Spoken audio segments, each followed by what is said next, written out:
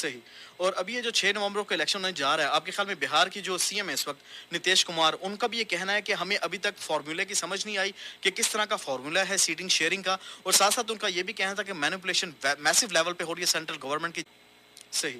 और अभी ये जो 6 नवंबर को इलेक्शन होने जा रहा है, आपके ख्याल में बिहार की जो सीएम है इस वक़्त, नीतीश कुमार, उनका भी ये कहना है कि हमें अभी तक फ़ॉर्मूले की समझ नहीं आई कि किस तरह का फ़ॉर्मूला है सीटिंग शेयरिंग का, और साथ-साथ उनका ये भी कहना था कि मैनिपुलेशन मैसिव लेवल पे हो रही है सेंट्रल गवर्नमेंट की जानिब से, और हो सकता है कि हमारे हाथों से बिहार छीन लिया जाए। उन्होंने ये नहीं कहा कि हम हार जाएँगे, बल्कि हमसे छीन लिया जाए। जी, बिल्कुल, बिल्कुल।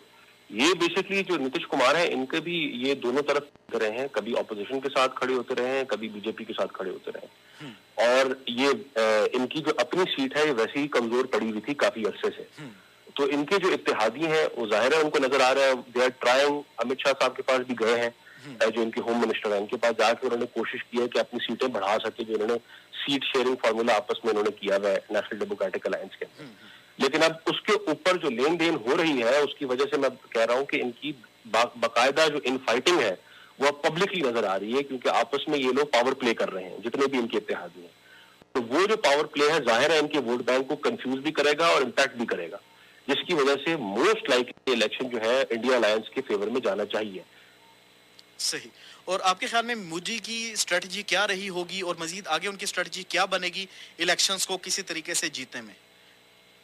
देखिए, अगर आप ओवरऑल ट्रेंड देखें ना हुँ, पिछले 15 साल का, हुँ, तो मोदी जो है वो अपनी पॉपुलैरिटी खो रहे हैं, क्योंकि सही। आप आइडियोलॉजी के ऊपर लोगों का पेट नहीं भर सकते, और उसके ऊपर आपकी फेक आइडियोलॉजी और एक अननेचुरल आइडियोलॉजी ब्राह्मणाइज्ड इंडिया की, जो कि एक बिल्कुल किसी बुनियाद पे खड़ी हुई नहीं है। हुँ, तो ये इसके थ्रू लोगों ने, people have seen through the facade.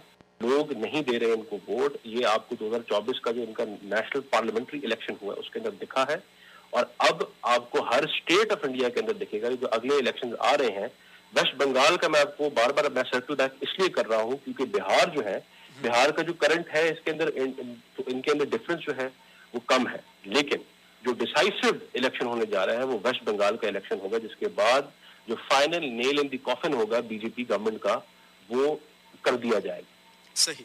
और अभी ये भी सूरत हाल है, एक नया इन्होंने शोशा छोड़ा है, वो नेपाल के हवाले से है कि नेपाल किसी तरीके से टेररिज्म को फ़रोग़ दे रहा है, और जितने भी भारत के नेपाल के साथ जॉइनिंग एरियाज़ हैं, जो बॉर्डर एरियाज़ हैं, वहाँ पर जितनी इन्फिल्ट्रेशन हो रही है, वो नेपाल की जानिब से हो रही है।